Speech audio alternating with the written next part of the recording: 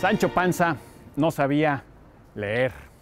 Cervantes lo describe como un labrador ignorante que llega a decir sobre sí mismo esto: Señor mío, yo confieso que para ser del todo asno no me falta más que la cola.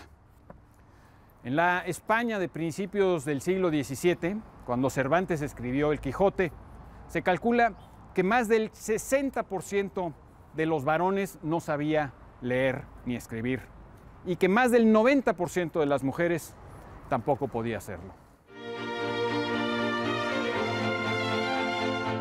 Hoy hablaremos acerca de los 4 niveles deseables de la lectura por los que, en el mejor de los casos, deberíamos transitar todas las personas e intentaremos ilustrarlos con El Quijote de Cervantes. El nivel más básico es, desde luego, el de dejar de ser perfectos analfabetos. Y para eso necesitamos aprender a decodificar las letras.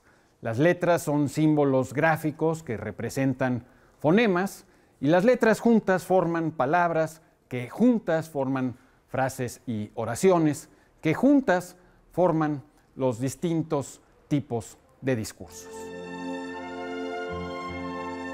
El alfabeto de la lengua española se compone de solo 27 letras que combinadas pueden producir obras de enorme complejidad. De la misma manera en la que la combinación de tan solo 91 elementos químicos ha producido la portentosa y desconcertante complejidad que observamos en la naturaleza, o mejor dicho, que es la naturaleza. O de la misma manera en la que una computadora puede hacer todo lo que hace a partir tan solo del lenguaje binario, es decir, de larguísimas secuencias de ceros y unos.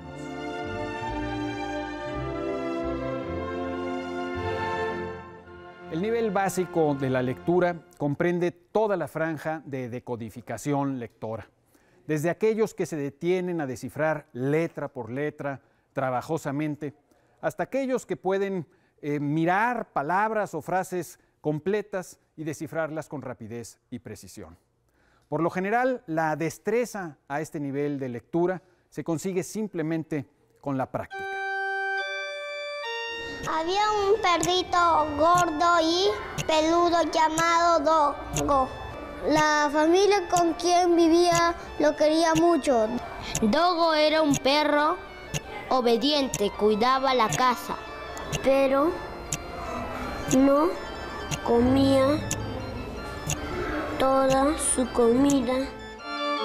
Al segundo nivel deseable de la lectura lo podemos llamar el nivel del placer o del interés autónomo. Las personas que promovemos la lectura no solo esperamos que los lectores puedan descifrar las letras sobre el papel, sino que además disfruten al hacerlo. Esta es la ambición de innúmeros educadores, que más y más personas se acerquen a los libros para gozar de ellos y que más y más individuos tengan un auténtico interés personal, autónomo, de cultivarse con buenas lecturas. Así describe Cervantes la pasión por los libros del señor Quijada o Quesada o Quijana. Es pues de saber que este sobredicho hidalgo, los ratos que estaba ocioso, que eran los más del año, se daba a leer libros de caballería con tanta afición y gusto que olvidó casi de todo punto el ejercicio de la casa y aún la administración de su hacienda. Y llegó a tanto su curiosidad y desatino en esto, que vendió muchas hanegas de tierra de sembradura para comprar libros de caballerías que leer, y así llevó a su casa todos cuanto pudo haber de ellos. ¿Es el interés autónomo o el placer el fin último y más deseable de la lectura? Creo que no. La lectura es todavía más que el acto de decodificación de la escritura y que el interés personal que pueda despertarnos, aunque estos dos niveles sean por sí mismos y sin consideración de otras posibilidades inmensamente valiosos. Existe un tercer nivel deseable de la lectura que llamaremos el nivel teórico. Lo alcanzamos cuando, gracias a los libros, nos formamos una idea coherente del mundo o de una porción importante de la realidad.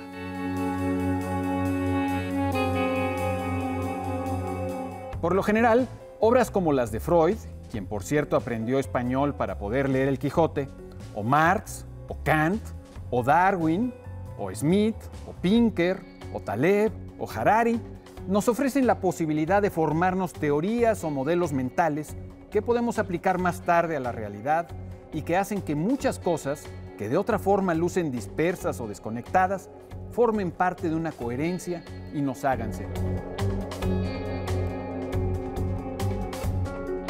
En el caso del Quijote, este adquiere o se forma una teoría general sobre la realidad de una fuente bastante absurda, pero a su manera consistente: los libros de caballería. Llenósele la fantasía de todo aquello que leía en los libros, así de encantamientos como de pendencias, batallas, desafíos, heridas, requiebros, amores, tormentas y disparates imposibles. Y asentósele de tal modo en la imaginación que era verdad toda aquella máquina de aquellas soñadas invenciones que leía, que para él no había otra historia más cierta en el mundo.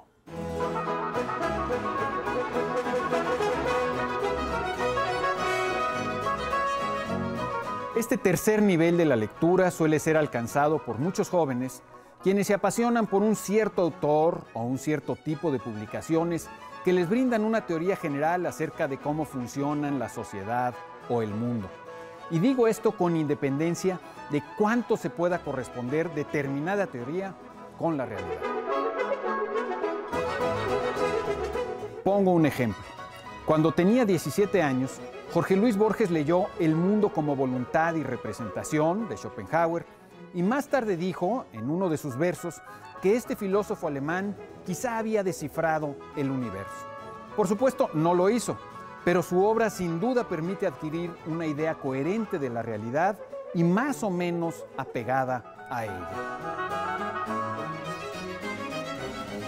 En cualquier caso, la lectura debe proporcionarnos la posibilidad de formarnos teorías o ideas generales que nos ayuden a explicarnos el mundo. Por supuesto, la religión, la pasión nacionalista, las ideologías políticas y otros relatos míticos también proporcionan ideas globales sobre la realidad sin necesidad alguna de leer libros. En el año 2010, Hugo Chávez se declaró marxista, aunque también reconoció que nunca había leído El Capital. De hecho, existen millones de marxistas que jamás han leído a Marx, como millones de cristianos que no han leído ni la Biblia ni el Catecismo de la Iglesia Católica. No obstante, sigue siendo deseable que las personas se sirvan de los libros para formarse ideas coherentes sobre el mundo.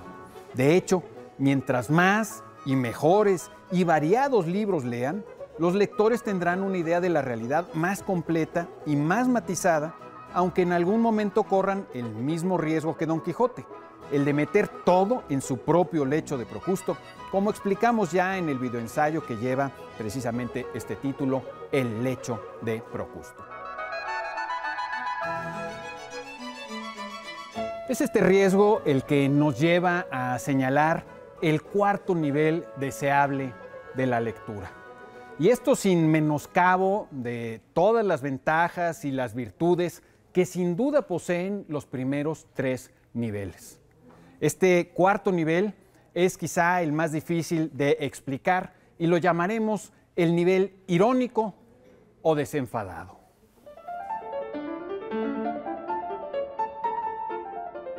La ironía consiste en decir algo de tal manera que se entienda de forma distinta a lo que las palabras parecen estar diciendo. El lector tiene que diferenciar entre el sentido superficial y el sentido profundo de lo que lee. Cervantes, por ejemplo, dice que él no es el autor de El Quijote, sino un moro llamado Cide Hamete Benengeli. A pesar de que nos lo dice con palabras literales, hemos de entender otra cosa. Don Quijote también alaba la belleza sublime de Dulcinea, pero los lectores nos imaginamos a la mundanal Aldonza Lorenzo.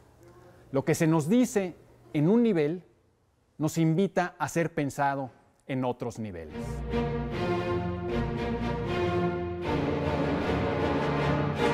La ironía en el Quijote va mucho más lejos, borrando las diferencias tajantes entre la ficción y la realidad, y obligando al lector a considerar no solo lo que sabe, sino lo que sabe que algunos personajes saben o no saben, o fingen saber o no saber, en un juego de intrincadas suposiciones y superposiciones que terminan por invitarnos a la compasión por los demás y a la humildad en nuestro juicio. En el reino de la ironía, nuestras ideas se abren a la duda y adquieren flexibilidad como la que poseen las personas más sabias.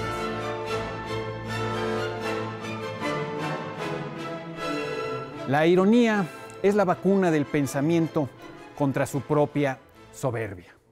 A este nivel lo llamo también el nivel desenfadado, pues según el diccionario, este adjetivo quiere decir libre, despejado, ancho y espacioso. Las mejores teorías pueden estar muy bien, aunque ninguna podrá abarcar nunca toda la riqueza, la complejidad y la gloriosa variedad del mundo humano. Necesitamos asumir tanto las limitaciones de nuestra propia inteligencia como las posibilidades perennes de continuar aprendiendo. Si hay un filósofo de la antigua Grecia que destaque por su ironía, ese fue Sócrates. Tanto es así que llegó a decir que él no sabía nada. Sancho Panza también afirma que solo le faltaba la cola para ser un asno. Pero tengo para mí que en las páginas finales de la segunda parte de la novela solo le faltan alas para ser un ángel. Soy Pablo Boullosa. Hoy estuvimos en el Centro Cultural Elena Garro. Usted tiene la palabra.